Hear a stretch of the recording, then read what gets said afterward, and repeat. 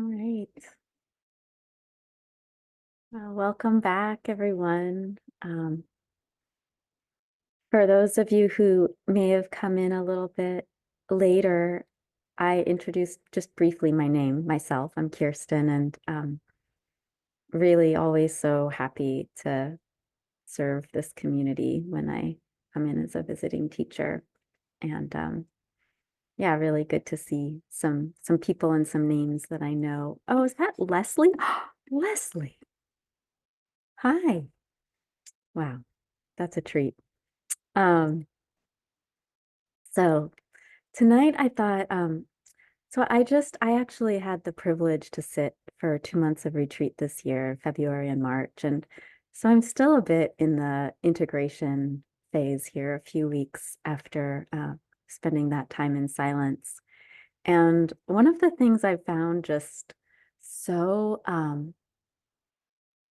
wonderful about post-retreat is, and maybe some of you who have sat retreats are familiar with this, is the mind starts to see things that it had seen in a very habitual way, in like new revolutionary ways. And there's this sense of like just of the world having this kind of unknown, mysterious, I really don't have anything figured out, kind of liberating quality to it. But even like really simple things like, oh, well, this is the way things are supposed to go. And there's this sort of question of, well, really? Is that really true? And that's kind of accompanying me more and more post-retreat. So I thought that I would take some time to talk a bit about view this evening, and this is going to be very much a Dharma talk, I would say. I mean, I there's some wise view. Samaditi is the Pali for a wise view, and it's um it's foundational to the Buddha's teachings. So I will speak quite a bit about how it's foundational and why it's foundational, and hopefully that's inspiring because I find it incredibly inspiring, and like I said, just this opportunity to spend time in contemplation and on retreat, and then coming out and really seeing the effects of that in my daily life. So much of it is wound up in view and orientation.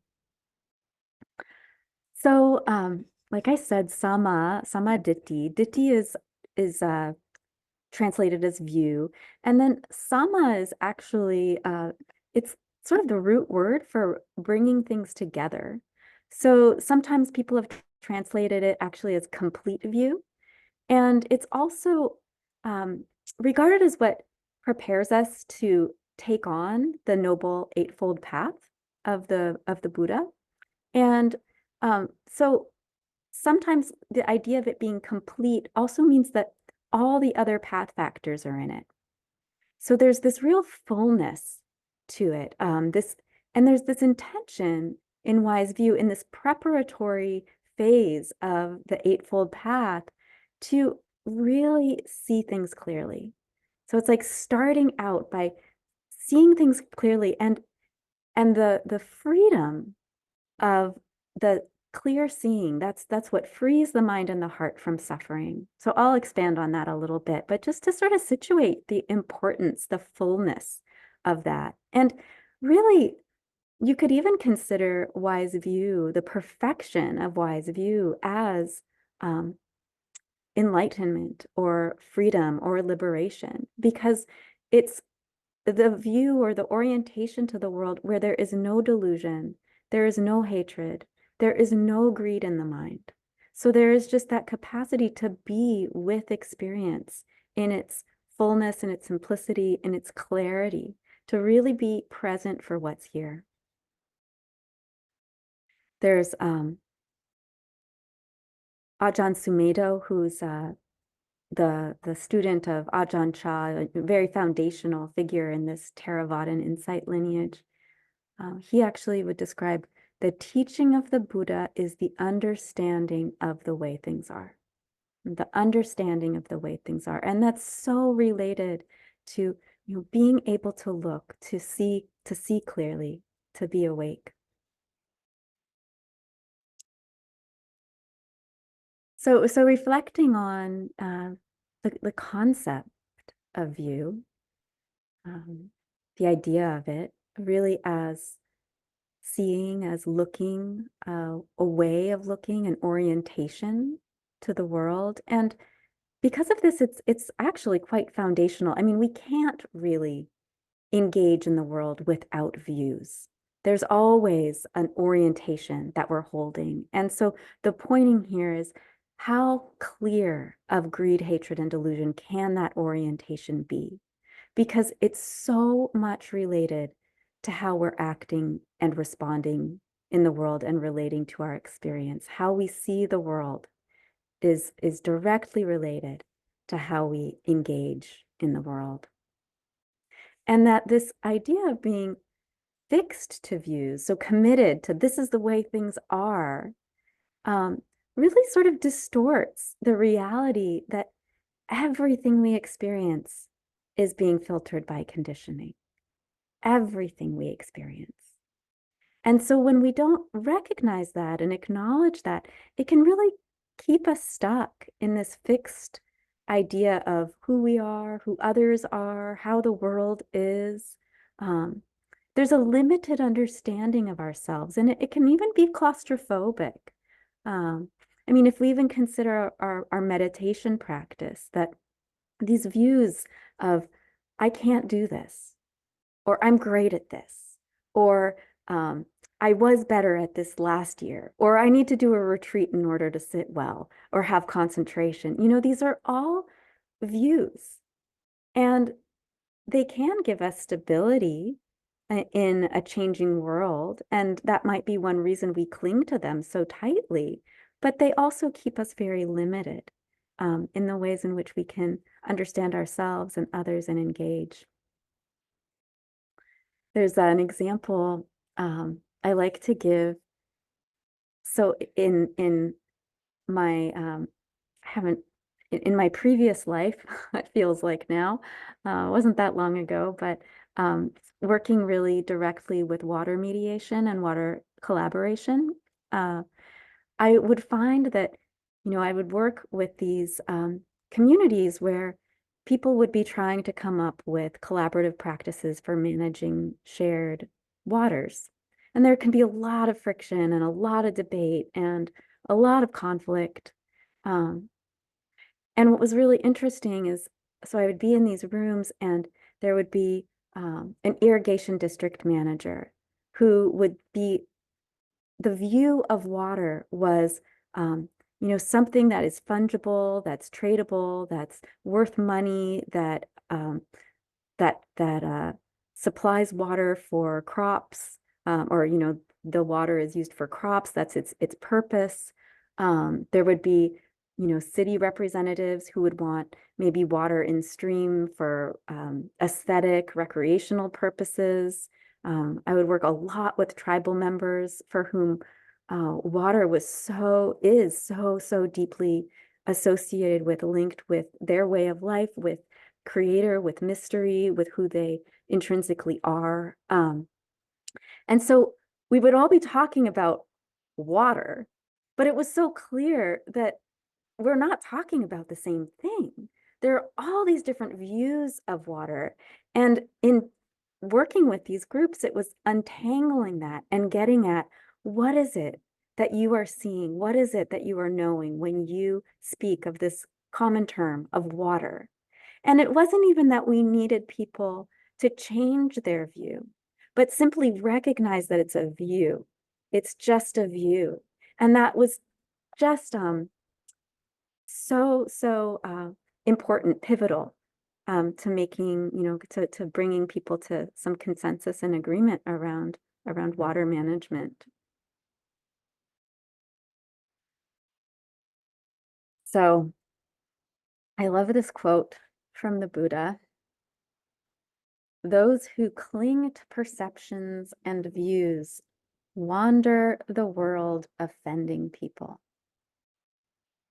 Those who cling to perceptions and views wander the world offending people. And so I could see that, in those conflict resolution circles. And we see that in the world right now. I mean, the immense violence and conflict in this world. There's the tragedies that are happening around the world. There is such a tenacity, with clinging to these views of the way things are. And offending people is kind of the mildest of forms of aggression and aversion that we see manifest in the world today. And sometimes we don't even see that it's a view until it's challenged. I actually, when I was younger, I used to love I still love traveling, but one of the reasons I used to love it was because I got to see what my views were, like what are you supposed to do in a train or a bus, or how are you supposed to eat, or, all of these things that, the deep conditioning that I had was really penetrated. Maybe some of you can relate to that, to travel as an opportunity to see where we're fixed. So again, just wanting to really differentiate between having a view and clinging to a view. And this is really important in the Buddha Dharma. It's like we need some wisdom to get started on the path. We need some. And in its completion, wise view is the complete abandonment of clinging. But when we begin the path, we can begin with this conceptual or intellectual grasp of the principles of the Buddha's teachings. We can commit to being open, to getting a sense of, oh yeah, that makes sense. That conceptually makes sense to me, that when I hold on to things that change, it's going to hurt. So we start with this, this bit of this intellectual grasp, and then we get to see for ourselves. We get to experience whether these teachings are true for ourselves. So this wise view, it can be considered this way of looking, of being really intimate with experience. And from that, we can really see from this grounded spot, of being available, like I was pointing to in the guided meditation, that we can see what gives rise to suffering and what ends suffering. And that's really the simplicity of it. The practice is really simple. It's simple and it's challenging, right? But when we get to see the small ways in which when we let go, there's a freedom and the suffering, the clinging abates, then we learn from that, and that strengthens our view. And we start to really get an even more solid ground to stand upon in the practice. So woven right into wise view, this first step of the Eightfold Path, the Noble Eightfold Path, are the Four Noble Truths. There's a real beauty to samadhi, to wise view, because everything is woven into it. So right there in wise view, we know the first noble truth, that there is suffering, that we have bodies that are vulnerable, we have these tender hearts, we're going to be separated from what we love. And, it's this existential question of what it is to be human. This whole range. And then the second is suffering, is dukkha, the suffering, the stress, the sense of things not being quite right, that it exists, suffering exists because we want something different. And there can be this like compulsive desire or craving, that things should be different from the way they are. And then this third noble truth, that there is a way to end this suffering. And that points to the fourth, this Eightfold Path, beginning with wise view.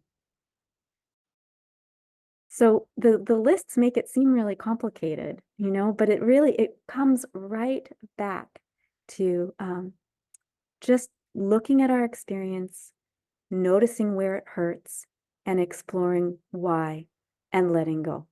If we can, let go. This is again, this is actually from Bhikkhu Analayo. What is right view? Knowledge with regard to stress. It's a translation. Knowledge with regard to the origination of stress. Knowledge with regard to the cessation of stress. Knowledge with regard to the way of practice leading to the cessation of stress. This is called right view. Right there, the Four Noble Truths, right there. And this is actually also what I love is that these are practice instructions, right? It's like these are simply practice instructions. We're just here practicing. Philip Moffat, a teacher in this lineage, he often says, practicing practice. I love that. You know, when I sit down, it's like practicing practice. It just keeps it so light. Like we can be lighthearted with it, you know, just practicing practice. They're practice instructions. We're just attending to the present moment as best we can. You know, we can see and feel like if we get sleepy or we have pain and we don't like that, you know, how much more difficult it gets. You know, we see and feel the difference between resisting what's happening and not resisting. And that's how wisdom arises. And it fortifies this cultivation of wise view. So there's this real circular nature. The Eightfold Path, the first path factor, the Four Noble Truths.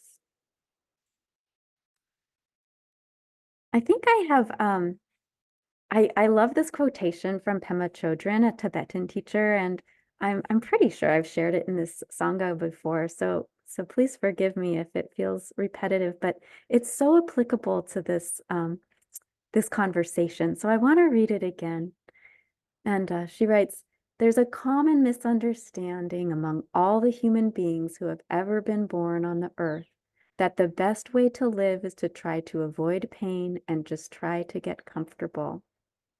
You can see this even in insects and animals and birds.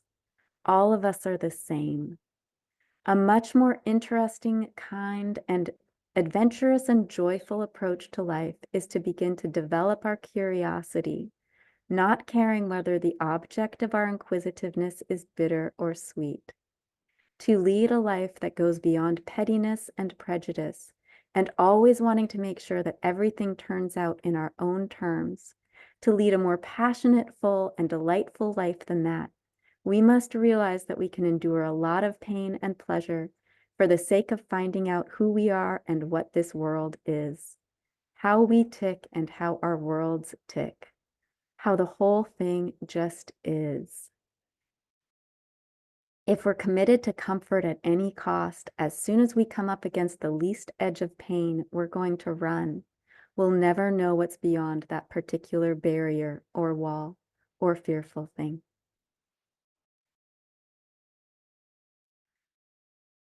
So I love that passage because it just sort of really highlights how this path is about learning.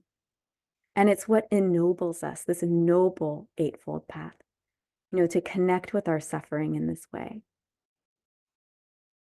Like if there is suffering, then we know that there is something out of sync with the way in which we're holding it, with the view. There's some inherently wrong view. Not if there's pain. There's going to be pain in life. There's going to be that. But if there's the resistance to it, if there's that stress around it not being okay, then we're not seeing clearly that actually that is how things are right now. That's how things are. So, you know, if I'm in traffic and I'm agitated and I'm thinking, you know, it shouldn't be this way, I have somewhere I need to go, you know, but instead, what is it to get curious, to like lean in to the suffering? You know, what's happening right now? And just that curiosity that Pema Chodron is speaking about, you know, that it turns us on to this more passionate, full, and delightful life. And we can endure a lot of pain and a lot of pleasure for the sake of just finding out who we are and what this world is. You know, that there's this kind of revolutionary difference here between resisting and not resisting. It's actually, for a few years, I held the question in my practice, in my daily practice, is anything different wanting to happen right now?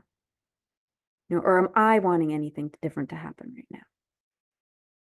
Because just that, if we recognize, oh yeah, I'm not, I'm reaching out, I'm leaning forward, I'm trying to get something else, you know, that is pointing to a resistance to how things are right now.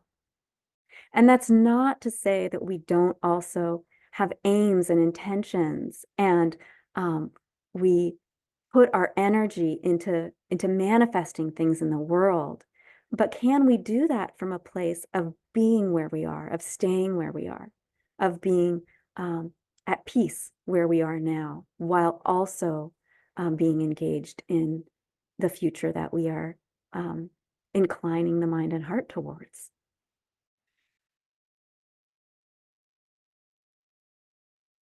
So it is possible to have a way of ease in the world as it is. And that requires this inner shift and this orientation to be at ease with what's happening. And this is particularly challenging when there is suffering. But what's beautiful, I think, also about view that I've been really starting to explore and really sense is that a wise view also kind of orients the mind to be attenuated to suffering internally and externally. Because what it's asking for really is to wake up to how it's hurting. That's what it's showing us, is waking up to how it's hurting. And there's a heart quality in that. It's like when we see and feel clearly what causes suffering, we want to alleviate that suffering, and internally and externally. So I've been speaking internally, you know, that we're stuck in traffic and we're suffering around it. And when we see clearly that there's suffering, the heart gets involved like that. Like, oh, sweetheart, you're suffering over traffic. Like, we can let that go. You know, that's unnecessary suffering. But um, it's also when the heart meets this suffering, there's this quality of compassion, this desire to end it.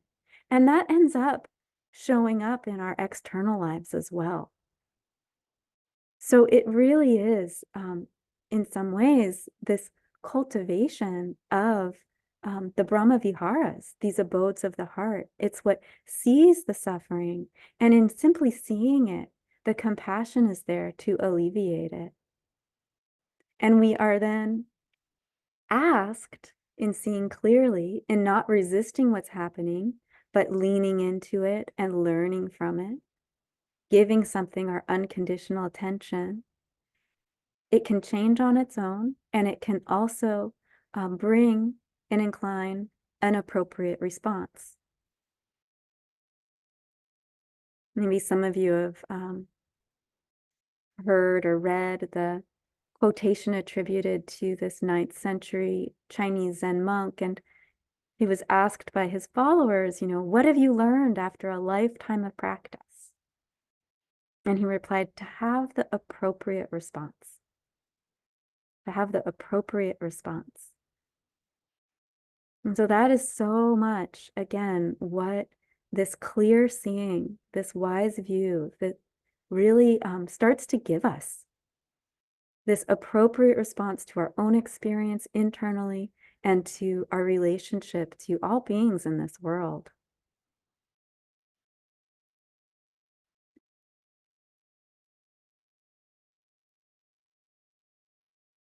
So I'll share a few more components of samadhi, of wise view.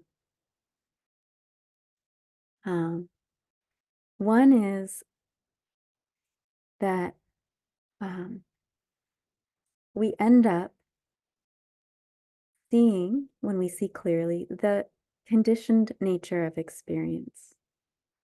We really start to see clearly that when things are done with greed or hatred or delusion, it brings suffering, and that the opposite is true. That we have this ability, we have this agency, it's a beautiful thing to cultivate these skillful ways of being. But it's wise view, it's this clear view that actually can actually see, like, when we're in integrity, we give people the gift of fearlessness. And when we're in integrity with ourselves, we have that, we experience what the Buddha called that bliss of blamelessness. You know, there's nothing to hide here when I am in integrity, when I speak honestly. And we also notice, you know, that maybe in our own experience that when we've had moments of impulsiveness or anger, that can transform lives. And we can see the impacts, the effects of that, and learn from that.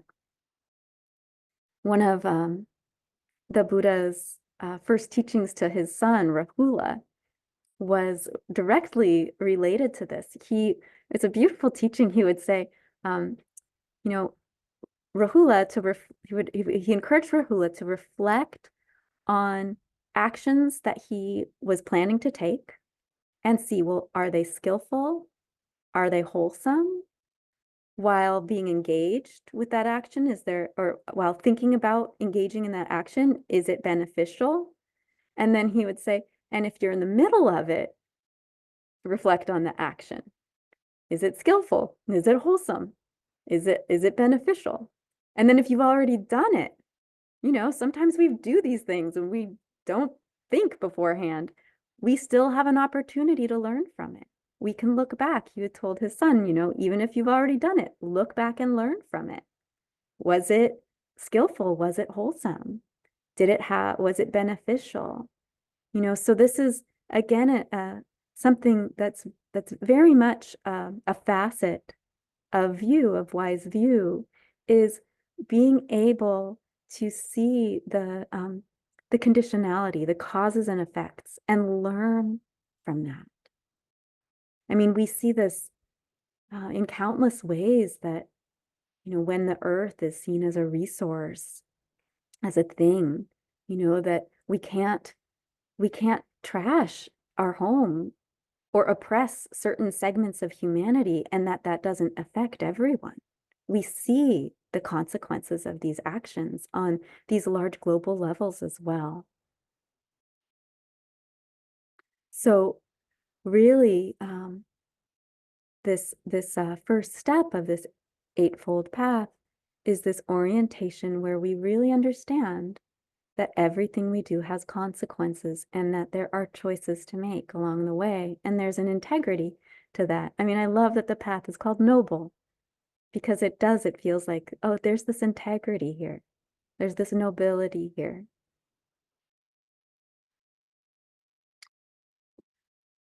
So another component of wise view is the impermanence of things. And again, it comes back to the simple experience of our own practice, is that, you know, as we practice, we bring the attention wherever we want to anchor it, the breath, the body, sound, but we start to see the impermanence of everything. And especially when the mind gets more and more quiet, you know, we really start to see, oh, everything coming and going. And this can be so liberative, you know, to know that the thoughts that are beleaguering us are going to change, that when the body's not feeling good, that's going to pass. We also see, you know, how futile it really is to hang on to things, and to just be kind of aware of the water that we're swimming in. You know, there's a sense of preciousness to life too when we see the impermanence in it. But this is also, a very intrinsic facet of this orientation of wise view that the Buddha taught of, um, seeing the impermanence of things, seeing the conditionality of things, and then what I spoke to earlier, the how when we let go of craving, of wanting things to be different, that there's freedom there. That's that third component of wise view, that letting go leads us to liberation. We have the letting go, we see the impermanence, and we see the causality. There's this poem by Jennifer Wellwood called "The Dakini Speaks" that it's so evocative of this this preciousness of life and the way we can't hang on to it. I think it really, in some ways, speaks to this orientation of wise or complete view. And I can read it to you. So she writes, "My friends, let's grow up. Let's stop pretending we don't know the deal here. Or if we truly haven't noticed, let's wake up and notice. Look, everything that can be lost will be lost. It's simple. How could we have missed it for so long? Let's grieve our losses fully, like ripe human beings. But please, let's not be so shocked by them. Let's not act so betrayed as though life had broken her secret promise to us. Impermanence is life's only promise to us, and she keeps it with ruthless impeccability. To a child, she seems cruel, but she is only wild, and her compassion exquisitely precise, brilliantly penetrating, luminous with truth. She strips away the unreal to show us the real. This is the true ride. Let's give ourselves to it. Let's stop making deals for a safe passage. There isn't one anyway, and the cost is too high. We are not children anymore. The true human adult gives everything for what cannot be lost. Let's dance the wild dance of no hope."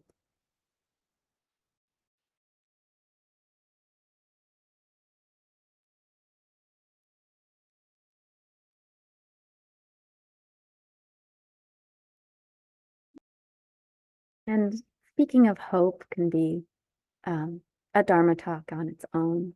So I won't take time this evening to speak to that. But the illusion here really is that that resting on a future that we are clinging to.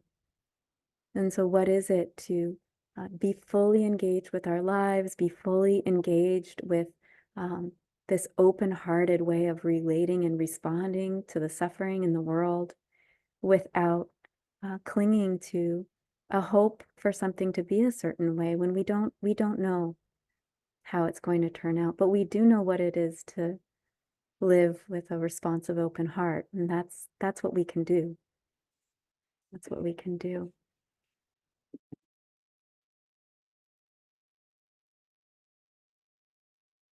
So I want to kind of circle back to where I started with the way in which, by holding limited views, we really have a limited way of understanding the world, each other, and our own selves.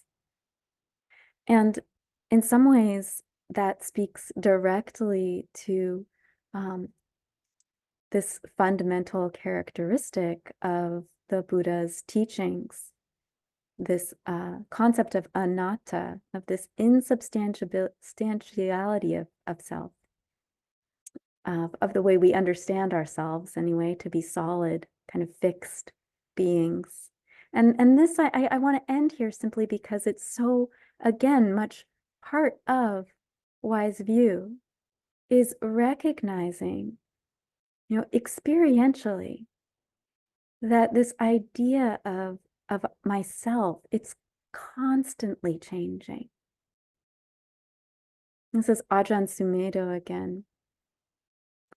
Now, when we're reflecting on things as they are, so this is my parenthetical, wise view, when we're reflecting on things as they are, we're seeing rather than interpreting through a veil of self-view. The big obstacle all of us have to face is this insidious belief in the I am, attachment to self-view. It's so ingrained in us that we're like fish in the water. Water is so much a part of the fish's life that it doesn't notice it. The sensory world we've been swimming in since our birth is like that for us. If we don't take time to observe it for what it really is, then we'll die without getting any the wiser. So this idea of anatta, of no substantial self, it can seem, of course, disorienting and potentially drive us away from the practice. But fundamentally, what I want to speak to is the liberating quality, because what it breaks down is this limited notion of who we are. And really, when we see through that, who we are is so much more boundless, so much more loving, so much more capable and expansive and wise than we ever knew. And wise view, when it's cultivated to its fruition, when it is complete, we live from that place. We know that. We know that we are just that much more unlimited than we ever knew. Yeah. So just to conclude that again, it's simple. It's the practice of just being here, of being available for experience, and that all conditions are offering us this opportunity to awaken, to see clearly. The hindrances, the thoughts of ill will, the things that torment us, they really beckon for some kind of transformation, and they themselves become transformed. So it's this kind of spiritual maturity, to recognize that everything can be a teacher and a teaching, and we can keep challenging ourselves. Oh, is this how it really is, Kirsten? Is this how it really is? What's really happening right now? What can I be available for in this moment? With that curiosity and lightheartedness that Pema Chodron spoke to as well. So thank you for listening to this talk. I hope that if any of it is valuable, that it's helpful, and anything that wasn't, just let it all flow on by. And take some moments to dedicate the merit of our time together, and then we'll have time for announcements. So perhaps closing the eyes, if that helps you to attune to the area of the heart.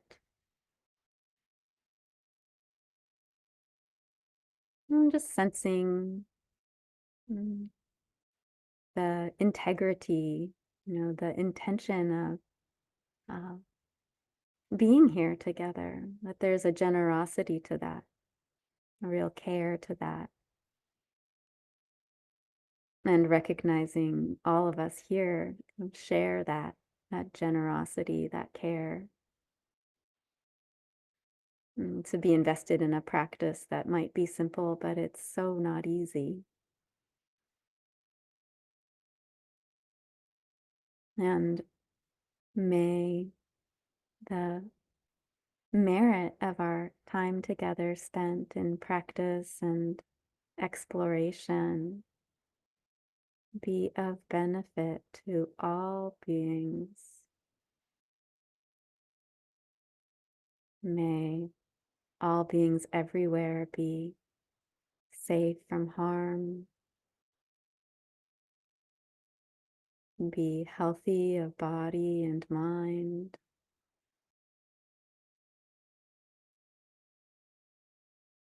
Know a sense of belonging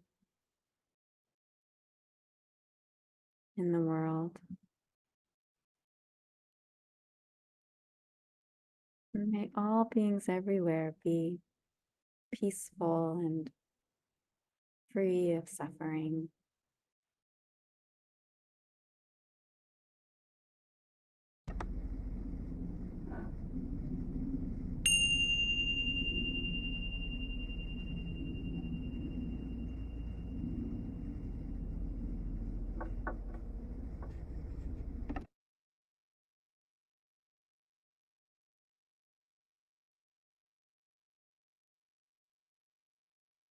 Thank you again, and passing it on to Jen. Is that